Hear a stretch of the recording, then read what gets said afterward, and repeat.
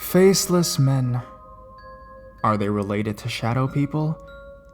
What do they want, just standing there, silent, motionless?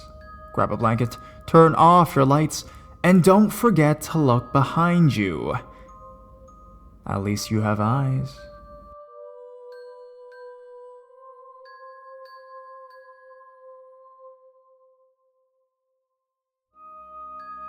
The Faceless, too.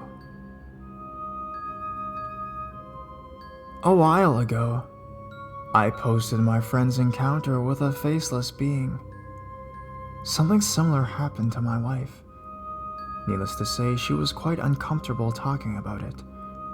She and her girlfriend, when they were teenagers, were riding around 1 a.m. in a residential area near Georgetown, VA. Turning a corner, they spied a utility truck parked next to the road. A man, presumably the utility worker, was seen clearly in a floodlight in front of the house the truck was parked in front of. My wife claims that at this point, time seemed to slow down, and she had indelibly ingrained on her memory Def Leppard's Pour Some Sugar on Me, which was playing on the radio at the time. That song still freaks her out 20-some years later. Both she and her girlfriend could clearly see the man, who appeared to be looking into the house. When the man turned and looked at my future wife, she could see that he had no face. Unlike the Minnesota encounter, this man had a gaping black hole where his face should have been. My wife recalled the sensation that this being was looking directly at her, and that this he or it was not merely strange, but evil.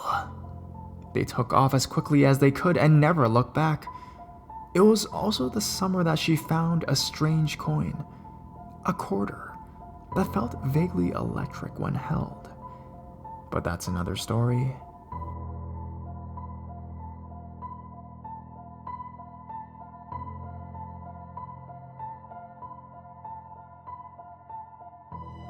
Man in the brown suit.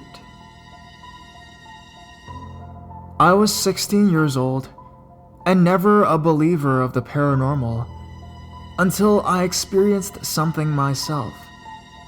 It was 8 a.m. and I was getting ready for school. My sisters were across the street at my uncle's house visiting my cousins. The apartment was very quiet, very still.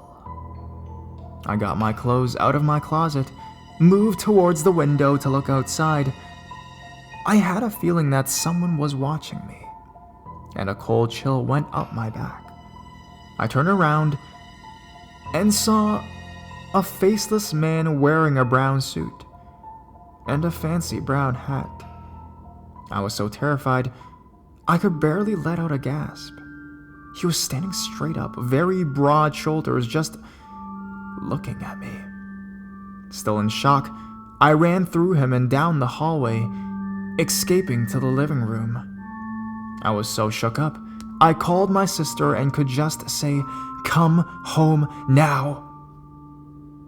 I told her my story, and she said she heard footsteps, cabinets opening, closing by themselves, etc. For a month straight, I couldn't sleep at all. Kept hearing these footsteps, sounding like people walking around our kitchen late at night. We moved a month later, but I'll never forget how eerie the man looked. No face, a full brown suit, fancy brown hat, and he was just floating. I told my mom about it that night, and she told me I was just seeing things.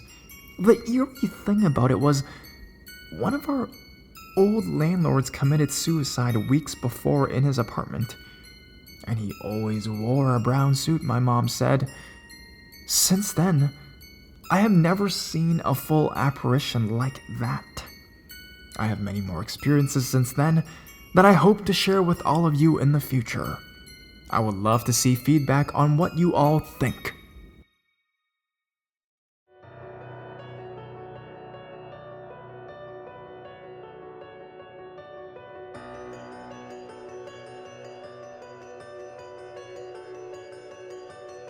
The Faceless Man in the Mountains.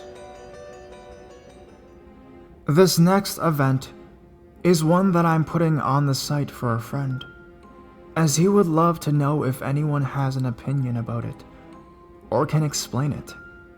Any comments are welcome. I am telling it from his perspective. This happened about 18 years ago. A friend and I were going to a new nightclub up in the Dublin Mountains. For any of you who are familiar with the Dublin Mountains, you'll know that up there at nighttime, there is a color blacker than black. So we were on our way up, and we must have taken a wrong turn, and after 45 minutes, we decided that we were lost. Over in the distance, there was someone sitting on a gate into a field. We decided to go over and ask him. As we grew closer, we saw that the figure was only short, and it seemed to be rocking back and forth really fast, like it was demented. We stopped and stared for a minute, and we realized that there was something freaky going on, as it was pitch black, and we could see the figure had a glow around it, but there were no street lamps or lights around. We also noticed that when we got closer, the figure appeared to have no face. It was like a mannequin face. We then looked around us, and we saw the trees blowing furiously, but there was no sound at all. You could have heard a pin drop. We knew we had to get out of there as soon as possible, so we began to jog backwards as to not take our eyes off the figure.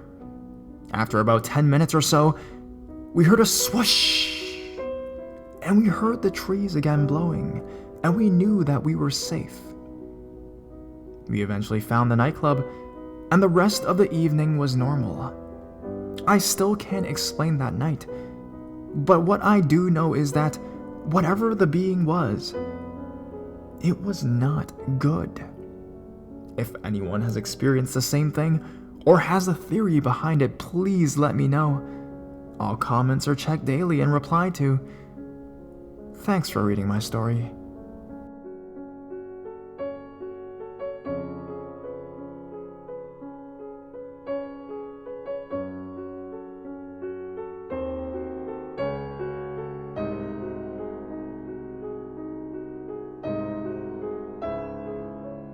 Childhood. I can confirm your paranormal experience.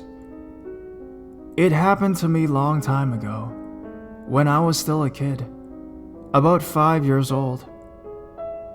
My grandma used to take me to kindergarten from my apartment each morning, and I remember for a short period of time, for about 1 week or so, I had a man in a totally red suit, almost like Spider-Man red, follow me each day to and from kindergarten. The weird thing was, my grandma never really noticed him. He was only 12 feet away. I remember the last moment I saw him. He stood there in front of me and my grandma, facing us. While my grandma was trying to open the door to my apartment, he stood there and stared at me and didn't move at all. That was when I realized that he was faceless. No mouth, no nose, no eyes, and no ears. I was way too young to be scared and didn't know what to do at all. All I remember was that as soon as my grandma opened the door, I ran in and shut it. I never saw him again. Now that I'm in my 30s, each time I think about it, I still think it's creepy.